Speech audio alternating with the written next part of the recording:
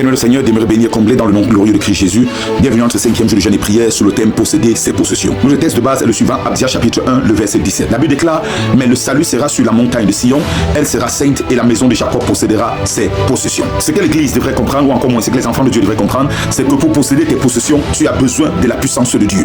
Car Dieu n'est pas dans les discours, les débats, mais dans la démonstration de sa puissance. Le commencement de toute chose n'est pas le conseil d'un homme, mais la volonté de Dieu. Car on n'embrasse pas la nouveauté avec les anciennes choses. Et pour entrer en possession des nouvelles choses, il faut comprendre qu'une nécessité de puissance s'impose en un temps et en une saison comme celle-ci. Maintenant, quelles sont donc les 5 dimensions de puissance que tu as besoin si tu veux posséder tes possessions? La première puissance est appelée la puissance créatrice. Oui, la puissance créatrice. Selon Actes chapitre 1, le verset 8, il déclare: vous recevrez une puissance, le Saint-Esprit survenant sur vous, et vous deviendrez mes témoins. Oui, la puissance créatrice, c'est elle qui est appelée le dunamus. C'est cette puissance qui a la capacité d'amener à la réalisation les rêves, les visions. Car tout homme a la capacité, le potentiel en lui de matérialiser le rêve qu'il a reçu. Et dans la mesure où ce rêve n'est pas réalisé jusqu'aujourd'hui, tu as besoin du dunamus de Dieu, qui est la puissance créatrice de Dieu, car elle a la capacité de transformer ce qui est mécanique en dynamique. Elle a la capacité de transformer les rêves en matérialisation, d'appeler ce qui n'existait pas à l'existence. C'est ce qui a la capacité d'appeler les promesses abrahamiques dans la vie de tout enfant de Dieu. C'est la force, c'est l'énergie qui te pousse à tout accomplir. C'est la force qui pousse ce qui est en flux en toi à venir en matérialisation. Une prière pour toi: oh Père, j'ai besoin de ta puissance créatrice.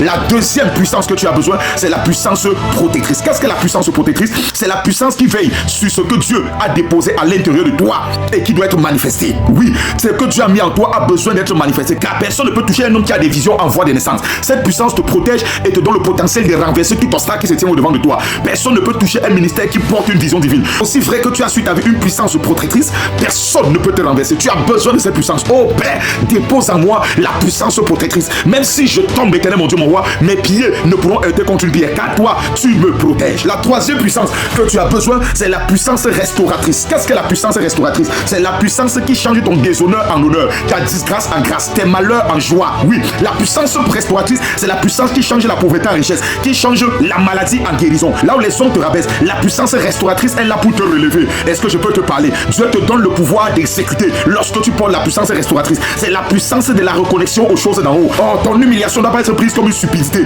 car lorsque tu es humilié par les hommes, lorsque la puissance restauratrice est sur ta vie, le Dieu qui a vu ton humiliation va te projeter dans la gloire. La puissance restauratrice, qu'est-ce que Dieu dit dans le psaume 126, le verset 1 à 3? Quand l'Éternel ramena les captifs de Sion, nous étions comme ceux qui font un rêve. Alors notre bouche était remplie de cris de joie et notre langue des chants d'allégresse. Alors on disait parmi les nations: l'Éternel a fait pour eux de grandes choses. L'Éternel a fait pour nous de grandes choses. Nous sommes dans la joie. Alléluia. Peu importe comment les années de ministère ont été, dans la bassesse, dans l'humiliation, dans la fausse, oui, lorsque la puissance restauratrice est présente, le ciel amène ton ministère dans la gloire. La quatrième puissance que tu as besoin, c'est la puissance destructrice de Dieu. La puissance destructrice de Dieu a pour rôle d'achever tout ce qui s'oppose à toi. L'opposition sur toutes ses formes doit être écrasée. Si vous voulez transformer une année en une saison glorieuse, vous avez besoin de la puissance destructrice de Dieu. Si rien ne se passe pour vous comme vous attendez pendant cette année, si rien ne part en votre faveur, à votre avantage, vous avez besoin de la puissance destructrice de Dieu afin qu'elle vienne déraciner et détruire tout obstacle qui se tient au-devant de votre vie. Selon Ésaïe 45 du verset 1 à 3, la Bible déclare: je marcherai moi-même devant toi. Oui, aussi vrai que Dieu marchera lui-même devant toi, c'est comme ça qu'il marchera devant ton ministère pendant cette saison de jeûne et pendant que la puissance destructrice sera là. Lorsque la puissance destructrice de Dieu est devant toi, Dieu se met au-devant de toi comme un feu dévorant. C'est lui qui détruit et qui terrorise tes ennemis. C'est lui qui humilie les gens devant toi. Oui, c'est lui qui chasse tous les obstacles et les adversaires qui sont devant ta vie.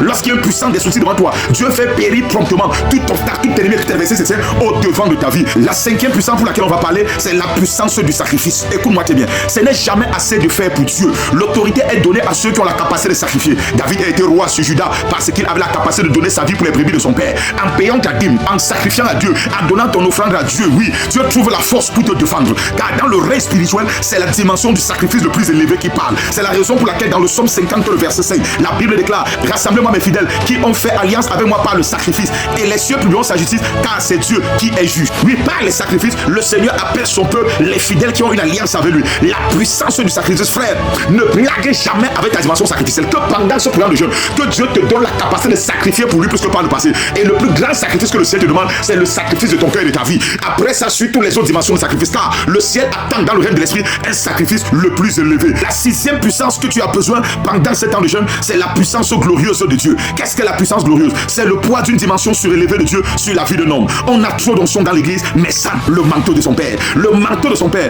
renvoie à la gloire et c'est elle qui préserve l'onction. Oui, la reine de Séba est allée jusqu'à chez Salomon parce qu'elle avait besoin du manteau. Dans 1 Roi chapitre 10, pour entrer dans une dimension de gloire, il faut amener l'onction à la maturité. Oui, je te parle encore ce matin de la distinction entre l'onction et le manteau de son Père. Après lecture et analyse du Somme 133, nous avons des analyses claires. L'onction apporte des résultats, mais la gloire ou le manteau du Père crée la permanence. L'onction produit le travail, mais le manteau du Père produit l'honneur. L'onction traite avec l'argent, mais le manteau traite avec la richesse. L'onction agite, mais le manteau est une couverture. L'onction traite avec la possession, mais le manteau traite avec l'autorité, la royauté et la domination. L'onction traite avec la demande, mais le manteau est inconditionnel, il traite avec ce qui est permanent. L'onction caractérise les enfants spirituels, mais le manteau caractérise les fils spirituels. Car on ne reconnaît pas un fils par son onction, mais on reconnaît un fils par le manteau de son Père sur sa vie. L'onction traite avec la chair, mais le manteau traite avec l'esprit. La gloire est un déploiement du manteau qui apporte radicalement et impérativement, voire même littéralement, un changement dans la vie de tout chrétien. Et ma prière pour toi, c'est que le manteau de ton Père retombe sur ta vie à cette saison de jeûne et de prière au nom glorieux de Jésus. Les secrets à tirer, selon vivre dans une vie de possession totale, le premier secret, selon Genèse chapitre 11, c'est l'unité de cœur. Car la tour de Babel illustre clairement ce que peut être la force de l'unité. Imaginons une église qui est unie autour de la même vision. Elle fera des exploits, elle fera des merveilles. Et la Bible nous dit, il formait un seul peuple. Une église unie ne peut jamais échouer. Ma prière pour toi et pour l'église de Christ, c'est que le Père attire l'unité dans son église. Que le Père établit l'unité dans son église à cette saison de jeûne au nom triomphant de Jésus. La deuxième chose que nous devons comprendre, ils avaient le même langage. C'est-à-dire, tous parlaient le même langage. Le langage de la vision. Le langage de leur leader autour des instructions et des recommandations. À ce stade, il serait difficile pour Satan de pénétrer, de créer ou d'apporter la division parce qu'ils ont le langage de leur leader. Est-ce que tu as le langage de ton leader? Je prie pour toi que le langage de ton leader soit restauré dans ta vie au nom triomphant de Jésus. Et la troisième chose qu'ils avaient en commun, ils poursuivaient la même vision. Ils avaient un seul objectif, bâtir une tour qui touchait la terre jusqu'au ciel. Satan a réussi à fragiliser les églises en créant des sous-visions dans l'église, en créant des sous-projets dans l'église, en créant des projets divergents, en créant des projets d'individualisme dans l'église et en créant des clans. Mais ma prière aujourd'hui, c'est que tout clan, tout projet d'individualisme, tout projet contraire à la vision divine du Père dans nos vies, que le Seigneur expose et détruit cela au nom de Jésus. Je viens prier et déclarer sur ta vie, tu possèdes ta possession pendant ce programme de jeûne et de prière au nom triomphant de Jésus. Sur la base des enseignements de ce matin, tu peux tirer pratiquement 14 à 20 points de prière sur laquelle tu te tiendras radicalement ce matin en disant, je possède mes possessions, je possède mes possessions. Oh Père, remplis-moi de cette dimension de puissance au nom de Jésus, c'est fait. Que le Seigneur de tout cœur chrétien encore plus, c'est l'ambassadeur Christ Jésus, la pour Jésus, vous pour t'aimer, tes servir. Dois bien comblé, shalom.